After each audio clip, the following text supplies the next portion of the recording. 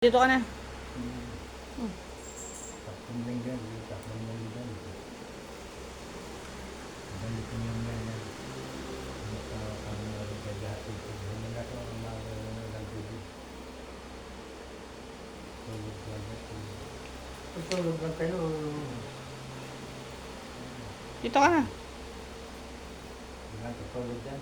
Makakatulog ka, promise. Pareho rin naman eh. Pareho rin naman eh. Higa ka lang naman eh. Ba't di ka makakatulog? Ah? Ah.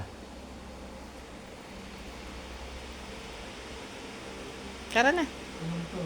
Sabay-sabay, bakit pa masyado pa lang ang Sobra ka na kasi sa panood. paano lang doon? Alas 8 hanggang alas 6 ng gabi. Masyadong maano.